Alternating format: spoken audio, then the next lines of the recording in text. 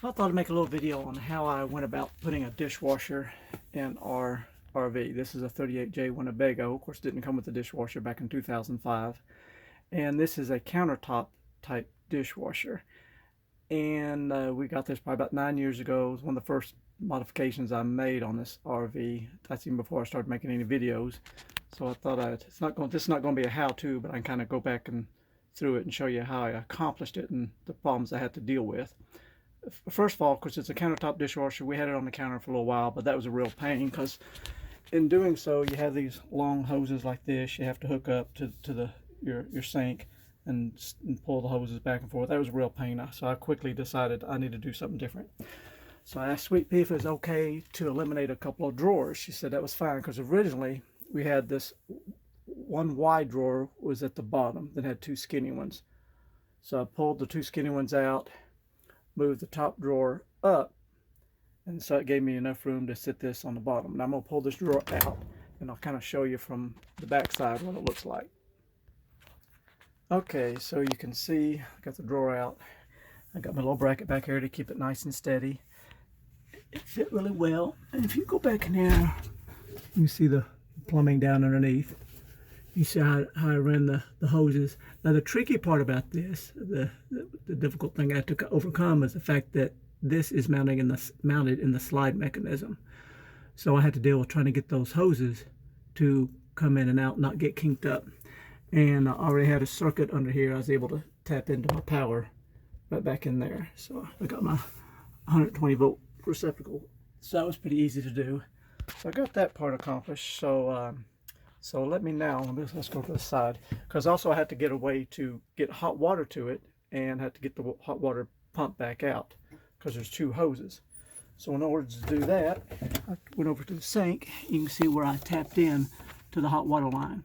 And I put a valve on here because I had to put a valve on it because during the wintertime when we're traveling, I can't have hot water out there on that slide mechanism because it's not heated. It's exposed to the cold weather. It would freeze and bust my lines. So when we're traveling in cold weather, I flip this valve off. And then when I flip the valve off, I'll take you outside and I'll show you what I do. I had to install some low point drains. Then also, you see here on top of this, there's the return line. So when the dishwasher's done, it pumps the water out back into this drain. We'll take you outside and show you a little bit more.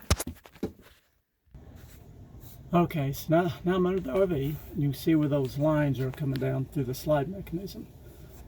And you can follow the lines down here. And here's the tricky part, is they have to go through this slide mechanism so they won't get kinked up.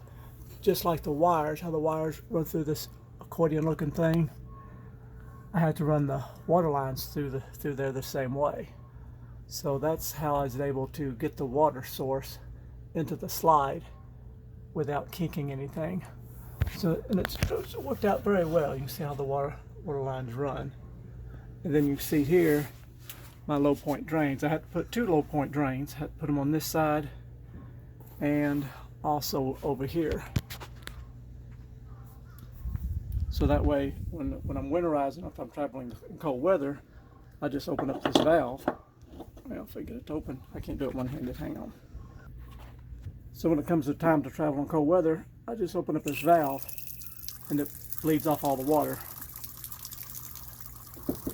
out of the dishwasher and out of the lines, and so that way nothing freezes up. Of course, I have to do the same thing over here on my low point sides. And then you can see how I ran the lines up through in behind the water heater. I'll show you what that looks like. I had to make my little notch in there to protect the lines. And so now they come up through here and go up into that kitchen cabinet. And so it's worked out well. Like I said, I think I did this about 9 years ago.